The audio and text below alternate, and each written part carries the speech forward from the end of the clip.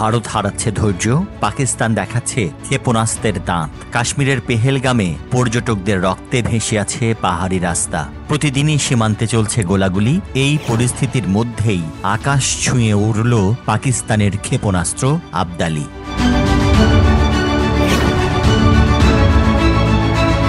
একই নিছক পরীক্ষা নাকি যুদ্ধের স্পষ্ট ইঙ্গিত? পাকিস্তানের এই আবদালি উৎক্ষেপণ আর ভারতের প্রতিক্রিয়ায় কি শুরু হচ্ছে উপমহাদেশের নতুন শীতল যুদ্ধ?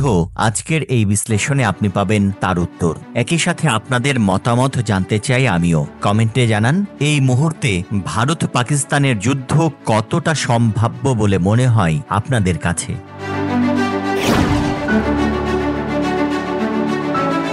পাকিস্তান বলছে এটা নিয়মিত মহড়া, কিন্তু কি আশ্চর্য, এই পরীক্ষার কয়েকদিন আগেই কাশ্মীরে ২৬ জন নিহত হয় এক জঙ্গি হামলায়। আর ভারত ঠিক সেই হামলার জন্য দোষ দেয় ইসলামাবাদকে। এছাড়া ভারত সীমান্তে প্রায় প্রতিদিনই চলছে গোলাগুলি। তাহলে কি সময়টা নেহাত কাকতালীয়?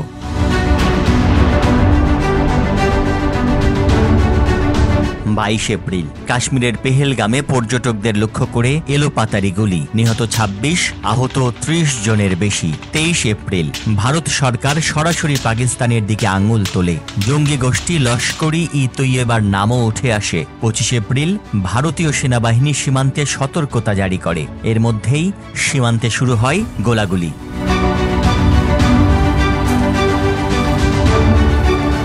৩ মে পাকিস্তান হঠাৎই উৎক্ষেপণ করে আবদালি ক্ষেপণাস্ত্র। ৪৫০ কিলোমিটার পাল্লার এই ক্ষেপণাস্ত্র পারমাণবিক অস্ত্র বহনে সক্ষম।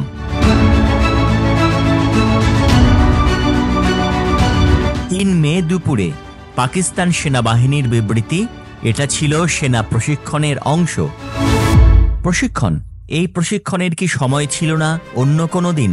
এই হামলার কয়েকদিন পরেই কেন? যেখানে পাকিস্তানের অভ্যন্তরেই চলছে অস্থিরতা, সেখানে এই সামরিক প্রদর্শন কতটা সচেতন সিদ্ধান্ত? নাকি এটা ইচ্ছে করেই পাকিস্তানের সক্ষমতা ও যুদ্ধের প্রস্তুতির লক্ষণ?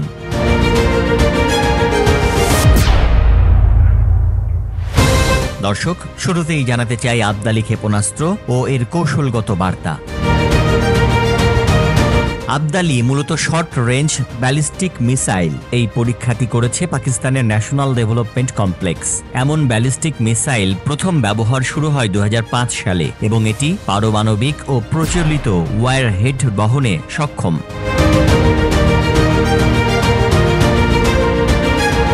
এই মিসাইলের টার্গেট কি হতে পারে? ভারতের জম্মু ও কাশ্মীর, পাঞ্জাব এবং হারিয়ানার মতো রাজ্যগুলো পাকিস্তান থেকে, যেগুলো মাত্র ৪৫০ কিলোমিটারের মধ্যে অবস্থিত। সামরিক বিশ্লেষকরা বলছেন পাকিস্তান মূলত এক ঢিলে দুই পাখি মারতে চায়। অভ্যন্তরীণ রাজনৈতিক চাপ থেকে দৃষ্টি সরাতে চায়, একই সাথে ভারতের প্রতি পারমাণবিক ভয় দেখিয়ে আন্তর্জাতিক মধ্যস্থতার দাবিকে জোরদার করতে চায়।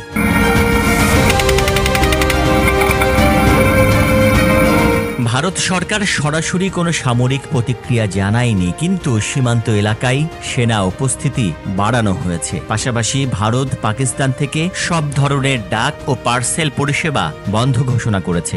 একই সঙ্গে কূটনৈতিক দপ্তর থেকে পাকিস্তানের দূতাবাসকে সতর্ক বার্তা পাঠানো হয়েছে। এর আগে বন্ধ করা হয়েছে দুই দেশের আকাশসীমা। নিজ দেশে ফেরত পাঠানো হয়েছে ১২ ধরনের ভিসা নিয়ে ভারতে থাকা পাকিস্তানিদের। একই সাথে পাকিস্তান থেকে ফেরত এসেছে ভারতের নাগরিকরাও। মোদী প্রশাসনের বক্তব্য, এর যথা সময়ে উপযুক্ত জবাব দেয়া হবে।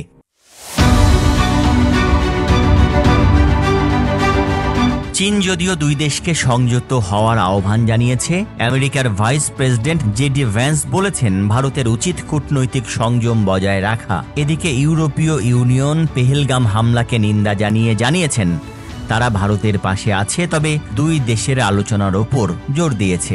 আন্তর্জাতিক মহলের ভাষ্য, উপমহাদেশ আবারও অস্থিরতার কেন্দ্রবিন্দু হয়ে উঠেছে, বিশেষত যখন চীন নিজেও দক্ষিণ এশিয়ায় সক্রিয়ভাবে অবস্থান নিচ্ছে। তখন ভারত পাকিস্তানের এমন উত্তেজনা শুধু দুই দেশের বিষয় নয়, এটি একটি আঞ্চলিক নিরাপত্তা সংকট।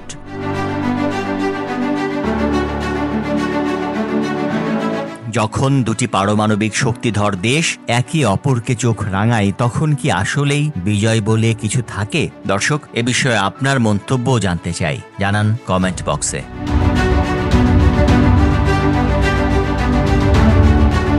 কাশ্মীরের সাধারণ মানুষের জন্য এসব রাজনৈতিক ও সামরিক নাটক মানে অনিশ্চয়তা, ভয় আর রক্ত। হামলার পর থেকে পর্যটন বাতিল, স্কুল বন্ধ, বাংকার সংস্কার শুরু হয়েছে বেশ জোরে সোরে। স্থানীয় পত্রিকাগুলো বলছে কাশ্মীর এক ভয়ের ছায়ায় ঢাকা রয়েছে, যদিও ভারত সরকার কাশ্মীরের অবস্থা স্বাভাবিক করার চেষ্টা করেও ব্যর্থ হয়েছে। আর এই সব কিছুর পেছনে আছে দুই দেশের অহংকার আর পুরনো শত্রুতার ছায়া।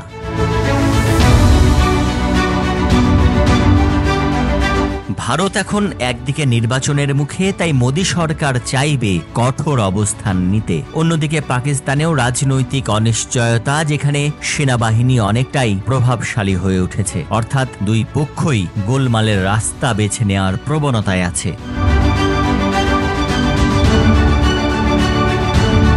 কূটনৈতিকভাবে মধ্যস্থতার প্রচেষ্টা না থাকলে উপমহাদেশে আরও একটি সীমিত সংঘর্ষের পথ রচিত হতে পারে। কাশ্মীরের পাহাড় কি আবার যুদ্ধের আগুন দেখবে? আবদালি কি শুধু ধোঁয়া, নাকি সেই আগুনের পূর্বাভাস? এই প্রশ্নের উত্তর সময় বলে দেবে। কিন্তু ইতিহাস বলছে যুদ্ধে আসলে কেউ জেতে না, শুধু হারে মানুষ।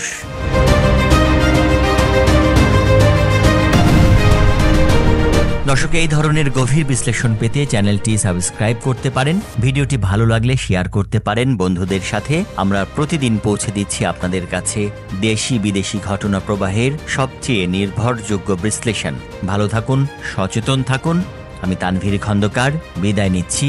সাবধানে থাকবেন।